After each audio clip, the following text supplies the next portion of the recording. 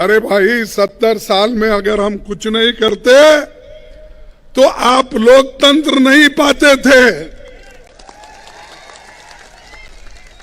और आपके जैसा आदमी जो आप हमेशा क्लेम करते हैं मैं गरीब हूं, मैं वो, हम भी गरीब है, हम तो गरीब से गरीब है, हम तो अछूतों में आते हैं। कम से कम तुम्हारी चाय तो कोई पीता है, मेरी चाय भी नहीं पीता कोई। और फिर बार आप बोलते हैं कि मैं गरीब हूं, मेरे को किसने गालियां दिया, मेरी किसी ने कुछ कहा, मेरे को कुछ, तेरी हैसियत क्या है कहा। अरे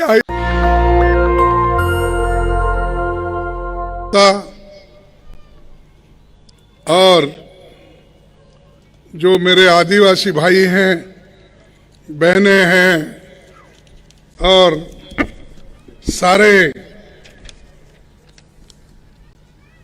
जो मन लगाकर हमारी चार बात सुनने के लिए आए हैं, आप सभी का मैं तहे दिल से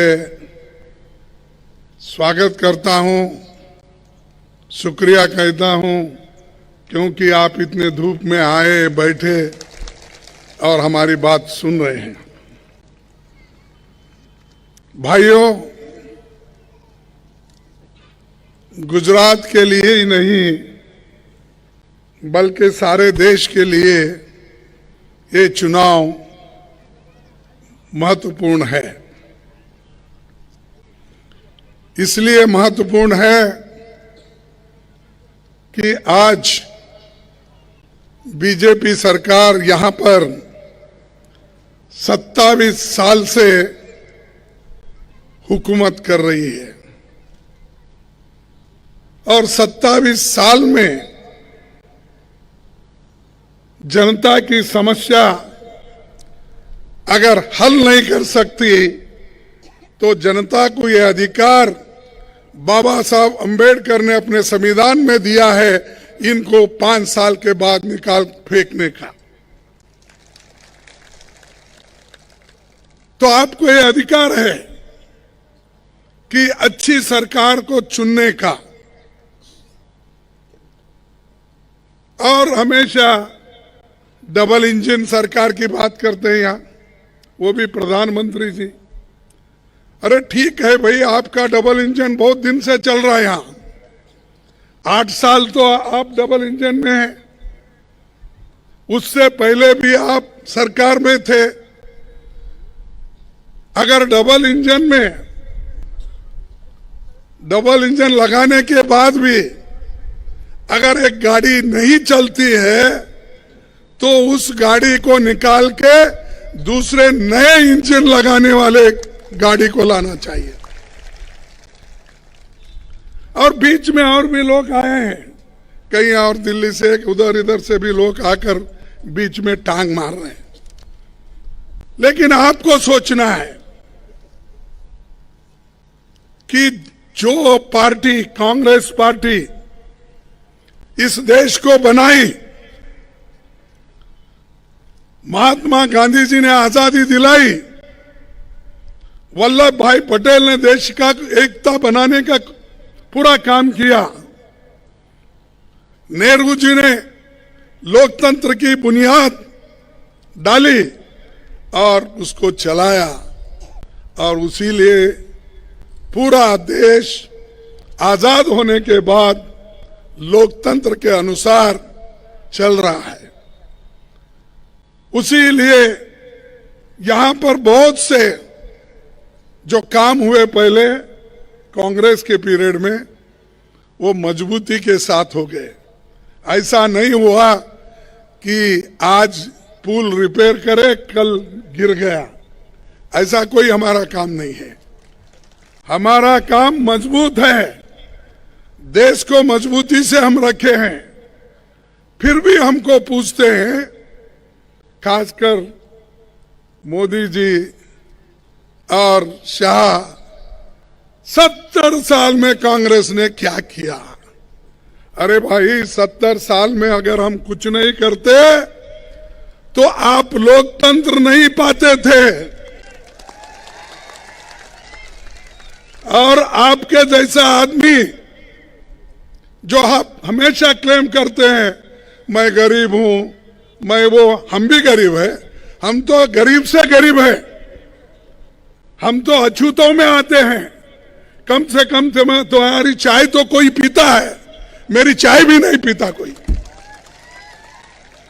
और फिर बार आप बोलते हैं कि मैं गरीब हूं, मेरे को किसने गालियां दिया, मेरी किसी ने कुछ कहा, मेरे को कुछ, तेरी हैसियत क्या है कहा।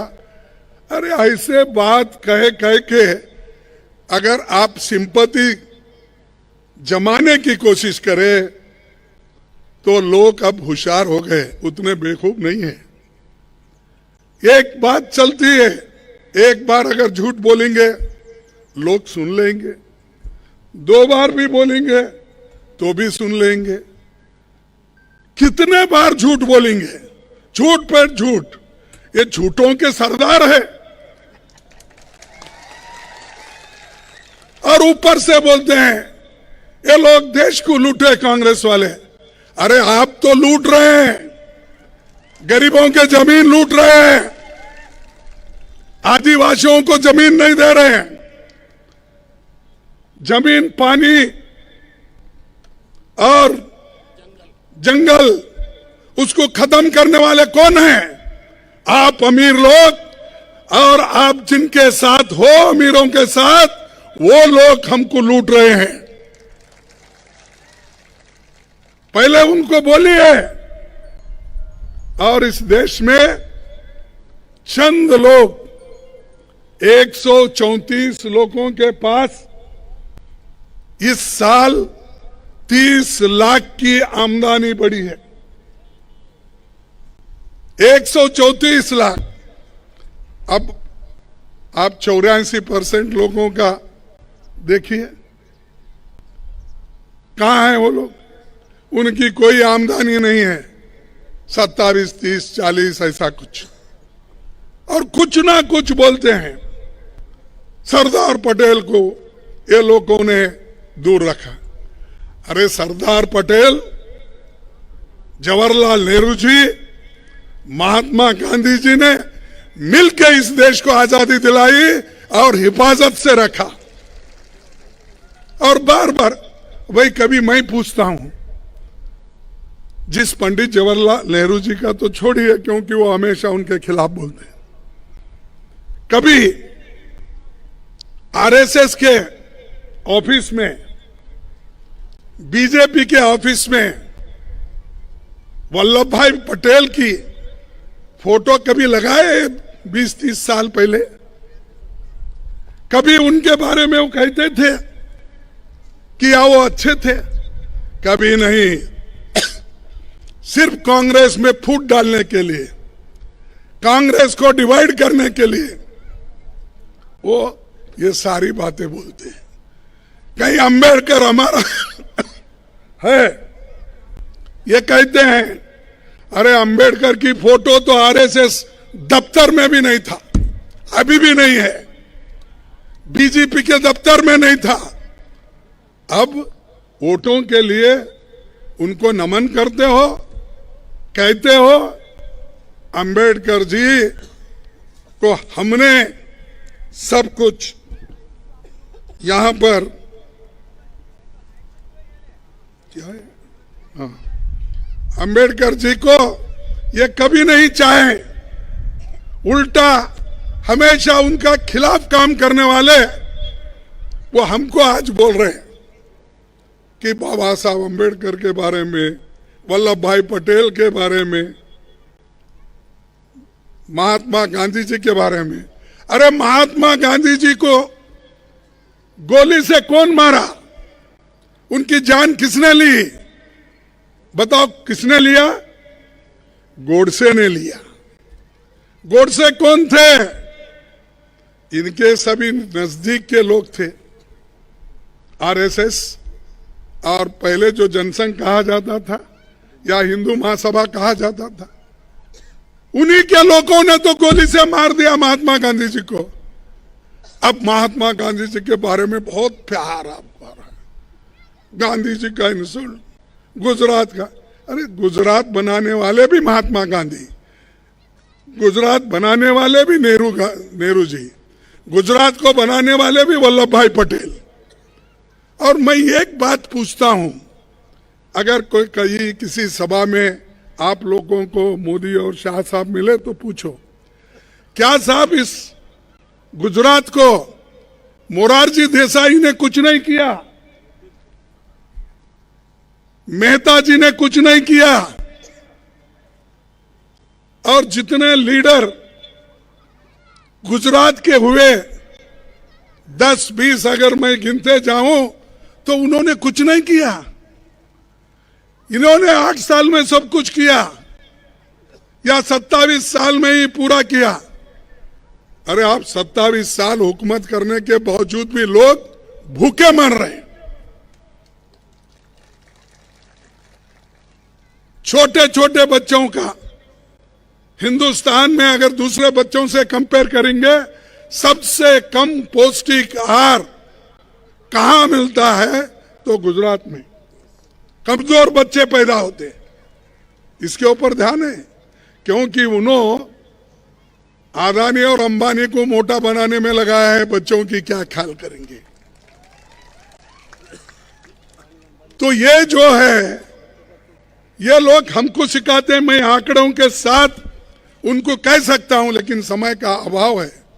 मैं इंडेक्स दे सकता हूं कि सारे हिंदुस्तान में किस किस राज्यों में बच्चों का पौष्टिक आहार कहाँ है, उसकी हाइट कितनी है और सेक्स रेशियो कितना है, बता सकता हूं। लेकिन मुझे उतने डिटेल में जाना नहीं है। आपसे मैं एक ही विनती करूंगा, क्योंकि आप ये बहुत पिछड़ा हुआ भाग है,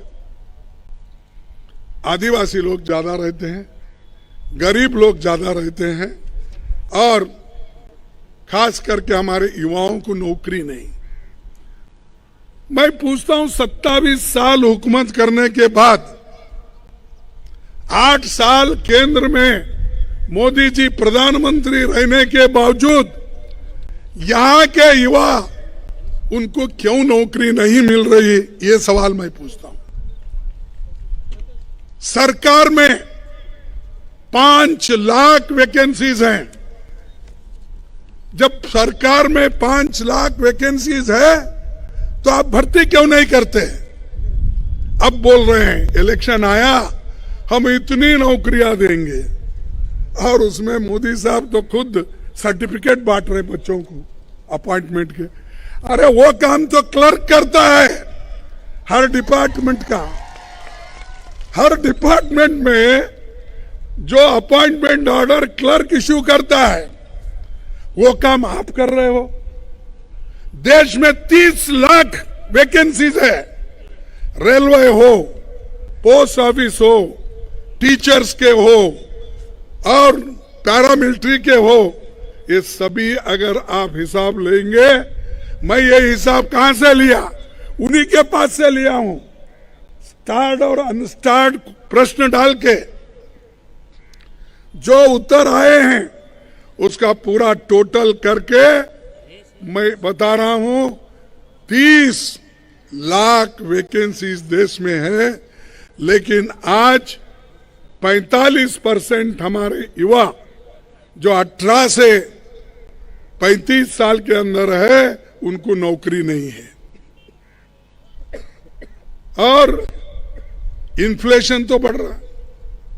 गरीबों की बात करने वाले, इन्होंने जीएसटी लगाया, कहीं पे लगाया? आटे पे जीएसटी, बच्चे जो लिखते हैं नोटबुक पे जीएसटी, रबर पे जीएसटी, दूध पे जीएसटी, आटे पे जीएसटी, तेल पे, हर चीज पे जीएसटी लगाए हैं। और गुजरात बहुत आगे गया बोलने वाले, मैं उनको पूछता हूं, यहां पर पहले 2 लाख रुपए कुछ डेट था इसका, कर्जा, अब तो नजदीक नजदीक 4.5 लाख है, नहीं 4.5 लाख करोड़, इतना बोझ तुम्हारे ऊपर है। ये वो देने वाले नहीं है, शाह देने वाले नहीं है, मोदी अपने जेब से देने वाला नहीं है, अदानी अंबानी देने वाला नहीं है। ये आपके जेब से ही निकालेंगे, आपको ही वो कर्जा भरना होगा। और ऐसे लोगों को फिर आजमाते हो, जिनको आजमाए हैं आप, जिनको देखे हैं, फिर उनको आजमाने की जरूरत नहीं। एक बार चांस दो कांग्रेस को। कांग्रेस एक गरीबों की पार्टी है। कांग्रेस जो कहती है वो करती है। हम जुमलेबाजी नहीं करते। हमने कहा गरीबों के पेट भरने के लिए खाना देंगे, हमने फूड सिक्योरिटी एक्ट लाया। बच्चों को पढ़ाई के लिए स्कूल कंपलसरी एजुकेशन हमने लाया। जिस मजदूर को काम नहीं मिलता था उसको काम देने के लिए, उसके हाथ को काम देने के लिए नरेगा जैसी योजना लाए या नहीं लाए? तो ये सब हम गरीबों के लिए कर रहे हैं। और हमारे नरेगा योजना का मजाक उड़ाए मोदी जी और शाह जी मिलके, मजाक उड़ाए। अरे ये तो एक नरेगा स्कीम, नरेगा स्कीम, ये जो योजना है ये बेकार योजना बोले। और वही नरेगा कोविड में काम आया। वही नरेगा के वजह से लाखों लोग अपना जीवन बचा लिए। तो भाइयों, समय हुआ है। शर्मा साहब मेरे पीछे बैठे हैं, मेरे शर्ट खींचने का बाकी एक ही है, तो इसीलिए मैं ये आपसे बात करूंगा। और जो हमारी चुनावी घोषणा है वो तो पहले बोल चुके हैं। नेशनल दस्तक की आपसे गुजारिश है कि अगर इसको बचाना चाहते हैं तो नेशनल दस्तक को सब्सक्राइब करने के लिए रेड कलर के सब्सक्राइब बटन को दबाएं, फिर बेल आइकन की घंटी दबाएं। नेशनल दस्तक को बचाने के लिए बहुत जरूरी है कि हर खबर को शेयर करें, लाइक करें, कमेंट जरूर करें।